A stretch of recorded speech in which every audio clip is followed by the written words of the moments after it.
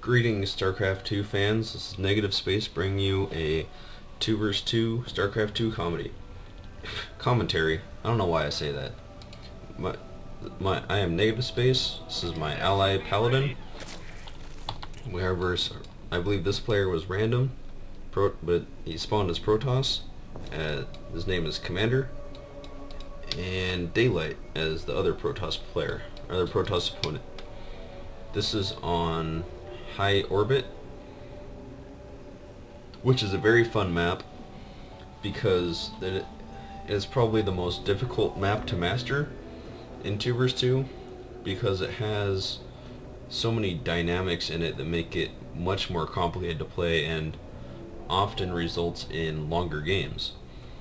That is partly because of this alleyway here. I call it kind of an alleyway because it's long and short, long and skinny, and it reaches all the way from your base's back door with some backdoor rocks all the way back almost right up to your opponent's front door, and it makes it very hard to be able to have a force midfield to protect any of the natural expansions and be able to protect from any harassment coming through the back.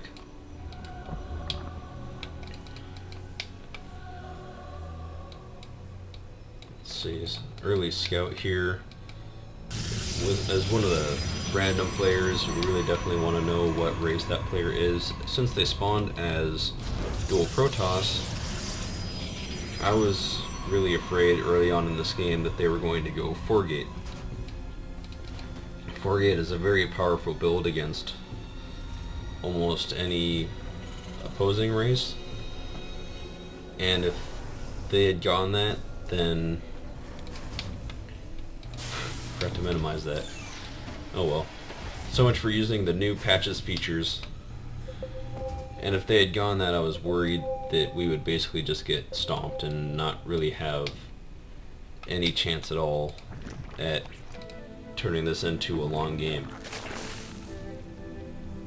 I pinged over here because one thing we pretty much like to do at every game is to, even if we're not able to get into the opponent's base to harass the mineral line or any key buildings, it is still important to have the rocks down just to be able to have that opportunity and to keep the opponent off guard. Even a gas steal over here for some reason. We don't usually do that a whole lot. But one thing that was kind of confusing is why these players, as you'll notice, is I'll just go ahead and say that they don't really get warp gate right away, which is very strange because a warp gate is pretty much key to any Protoss build. It doesn't really matter what Protoss build you're going to be using gateway units, and warp gate just makes those better because you can get more of them and you can get more of them faster. This player, it's almost 5 minutes into the game and he just starts getting in the simulator, and he's not even really producing on both gateways. It's also very important to have something to scout on rocks.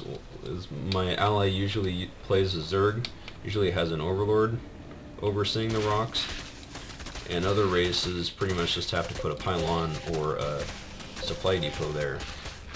One thing that's interesting is what he actually does is, as you'll see here, is make a zealot wall to keep our forces from getting in. But that's still important because it doesn't just make our opponent think that they're going to be safe the entire game. Keeping them on our toes is very important. They finally take that extractor down, but see, he only has, it's 6 minutes into the game and he only has two stalkers, no warp gate technology, not even researching. And how much units do I have? I have 10 units, first 2 stalkers, and 5 zealots. He's producing some more, so now it's 4. But if my ally actually decided to tech this game instead of try to early push, which we like to early push, but on this map we're trying it a little differently, is to quick tech, because when, especially on this map, it's very likely to go. See, I was worried about a 4-gate, and my brother wanted to tech, so it is very important to tech on this map because it most often turns into a long game, and on long game the player that has either the more varied combination of units or the higher tier units are probably most likely going to win out.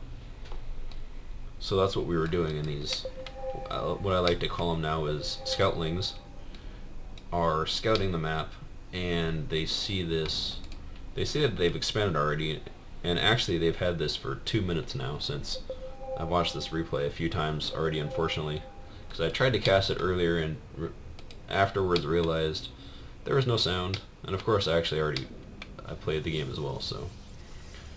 And that expansion was up very early. It was actually 6.5 minutes when it was done, and I don't want to get out macroed, so I expand as well, but I take the high yield expansion. I think this one's out of the way. You might be able to hide it a little better, but what's the point in hiding the expansion if you're going to be defensive anyway? They're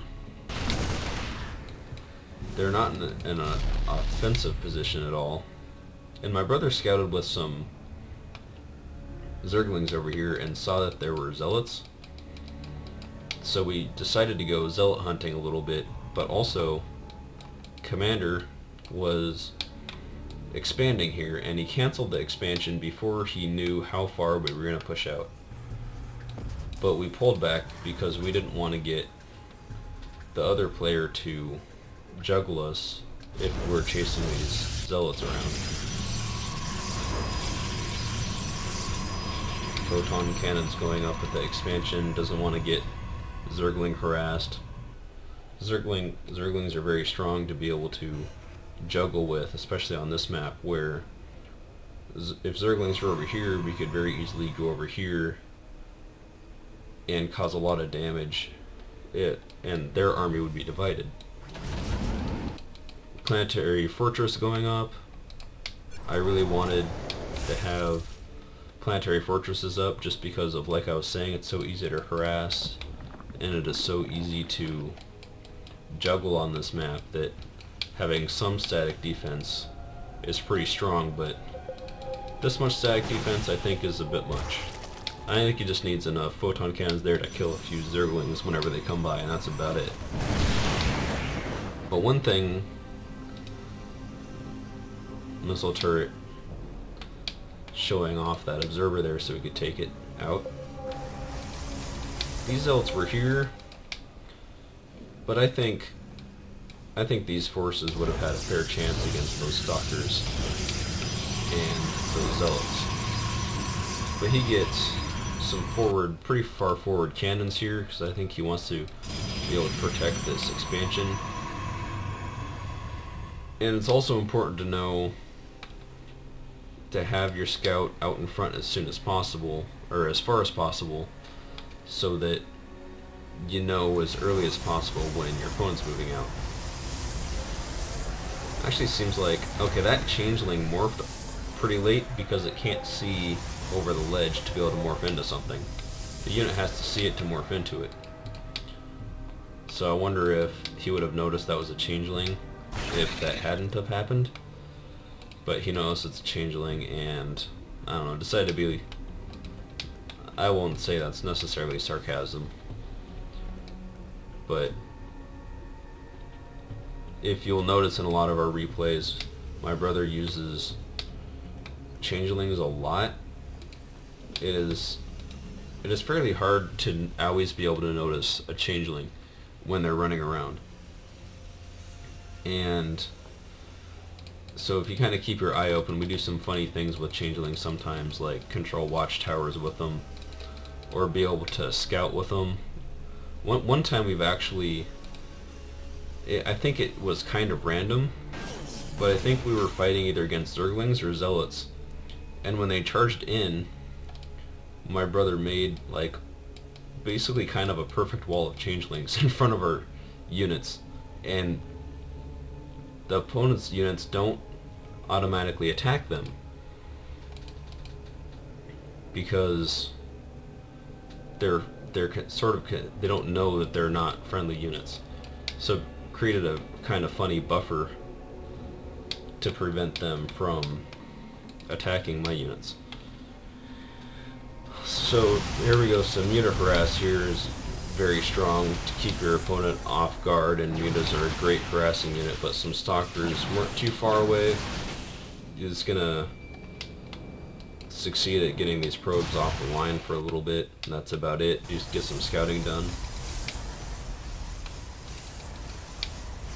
And so, okay, 15 minutes into the game, he actually even has warp gate technology, and he's just not using it.